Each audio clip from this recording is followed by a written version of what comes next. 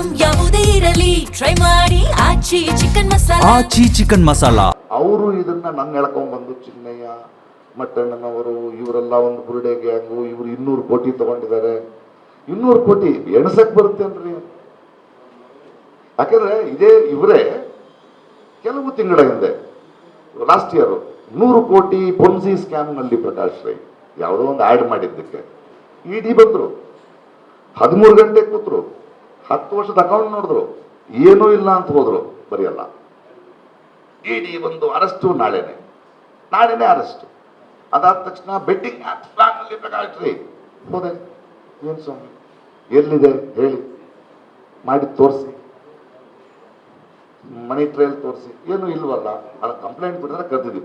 ಸರಿ, ಕರೆದಿದ್ರು ಅಂತ ಅಂದ್ರೆ 100 ಕೋಟಿ 150 ಕೋಟಿ ಈಗ 200 ಕೋಟಿ.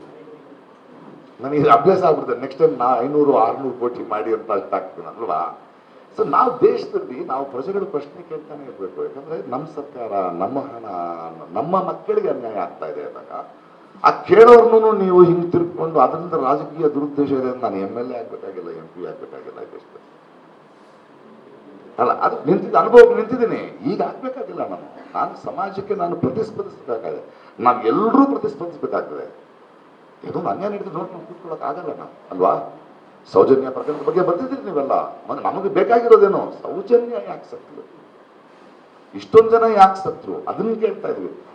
ನಾನು ಕೇಳ್ತಾ ಇದ್ದೀನಿ, ನನ್ನನ್ನು ಈ ಮಾಧ್ಯಮದಲ್ಲಿ ಎಳ್ಕೊಂಡೋಗಿ ಹಂಗೆ ಸಿಗಿಸಿ ಇವನು ಹೋದ್ರೆ ಅಂದ್ರೆ ನೋಡಿ, ಅದಕ್ಕೆ ಆ ಪಾರ್ಟಿ ಹೆಸರು ಹೇಳಿದ್ ನಾನು.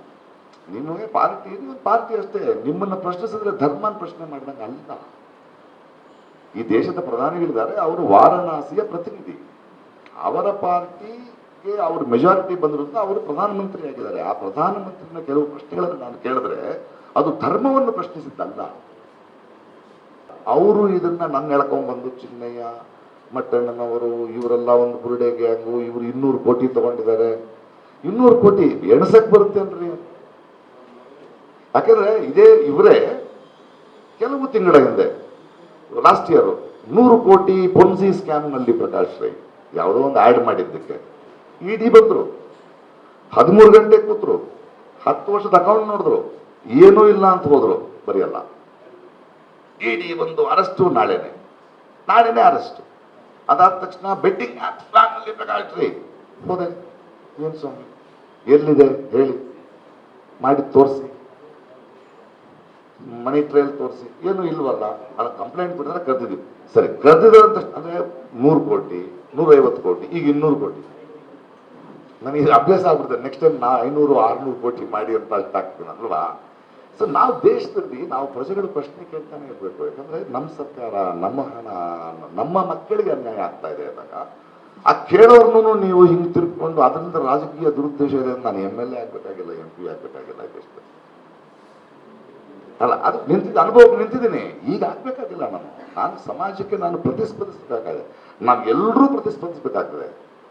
ಏನೋ ಅನ್ಯಾಯ ನಡೆದು ನೋಡ್ಕೊಂಡು ಕೂತ್ಕೊಳ್ಳೋಕೆ ಆಗಲ್ಲ ನಾವು ಅಲ್ವಾ. ಸೌಜನ್ಯ ಪ್ರಕರಣದ ಬಗ್ಗೆ ಬರ್ತಿದ್ದೀರಿ ನೀವೆಲ್ಲ. ನಮಗೆ ಬೇಕಾಗಿರೋದೇನೋ ಸೌಜನ್ಯ ಯಾಕೆ ಸತ್ರು, ಇಷ್ಟೊಂದು ಜನ ಯಾಕೆ ಸತ್ರು ಅದನ್ನ ಕೇಳ್ತಾ ಇದ್ವಿ. ನಾನು ಕೇಳ್ತಾ ಇದ್ದೀನಿ, ನನ್ನನ್ನು ಈ ಮಾಧ್ಯಮದಲ್ಲಿ ಎಳ್ಕೊಂಡೋಗಿ ಹಂಗೆ ಸಿಗಿಸಿ ಇವನು ಹೋದ್ರೆ ಅಂದ್ರೆ ನೋಡಿ, ಅದಕ್ಕೆ ಆ ಪಾರ್ಟಿ ಹೆಸರು ಹೇಳಿದ್ ನಾನು. ನಿಮಗೆ ಪಾರ್ಟಿ ಒಂದು ಪಾರ್ಟಿ ಅಷ್ಟೇ. ನಿಮ್ಮನ್ನ ಪ್ರಶ್ನಿಸಿದ್ರೆ ಧರ್ಮನ ಪ್ರಶ್ನೆ ಮಾಡಿದಂಗೆ ಅಲ್ಲ. ಈ ದೇಶದ ಪ್ರಧಾನಿಗಳಿದ್ದಾರೆ, ಅವರು ವಾರಣಾಸಿಯ ಪ್ರತಿನಿಧಿ. ಅವರ ಪಾರ್ಟಿಗೆ ಅವ್ರ ಮೆಜಾರಿಟಿ ಬಂದ್ರಿಂದ ಅವರು ಪ್ರಧಾನಮಂತ್ರಿ ಆಗಿದ್ದಾರೆ. ಆ ಪ್ರಧಾನಮಂತ್ರಿನ ಕೆಲವು ಪ್ರಶ್ನೆಗಳನ್ನು ನಾನು ಕೇಳಿದ್ರೆ ಅದು ಧರ್ಮವನ್ನು ಪ್ರಶ್ನಿಸಿದ್ದಲ್ಲ.